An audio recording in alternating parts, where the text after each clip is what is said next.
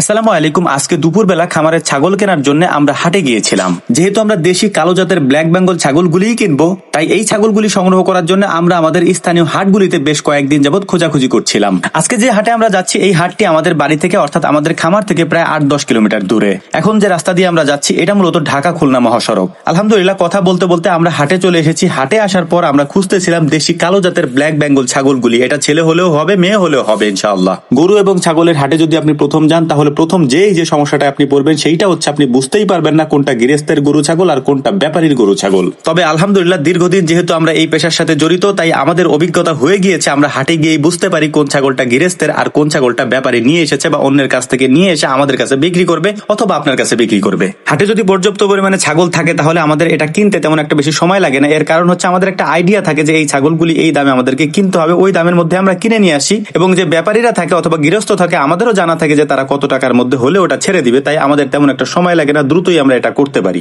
আমরা একটা দুইটা করে ছাগল দেখতেছিলাম এবং পছন্দ করতেছিলাম, কিন্তু ওই যে বললাম একটা জিনিস, সেটা হচ্ছে যে ব্যাপারী এবং এখানে আসার পর এমন একটা পরিস্থিতি তৈরি হয় যে আপনি বুঝতেই পারবেন না যে কোনটা মালিক, কোনটা ব্যাপারী, কোনটা গৃহস্থ, বোঝার কোনো উপায় আপনার থাকবে না। এখানে এত এত ঘটনা ঘটে, এত এত কাহিনী হয়, এটা দেখলে আপনার মনে হবে এগুলি তো নাটক সিনেমার স্ক্রিপ্ট কেউ হার মানিয়ে দিবে। হাটে যাওয়ার পর প্রথমে আমরা দুইটা ছাগল কিনে নিয়েছিলাম, আগেই দেশি ব্ল্যাক বেঙ্গল মাদি জাতের দুইটা ছাগল। এরপর মোটামুটি সাইজের 3টা খাসির বাচ্চা আমরা কিনি। ছোট ভাই ইমামুল ছিল, ও তো একবারে পাগলাটে টাইপের, ওকে কোনো জিনিসে মানানোই যায় না। ওকে ঠান্ডা করতেছিলাম যে আসলে বেচা কেনা করার ক্ষেত্রে এটা হবেই হাটে আসলে। ওর কথা হলো দাম চাইছে, দাম বলছি, দিলে দিবে, না দিলে না দিবে, এত কাহিনী করার দরকার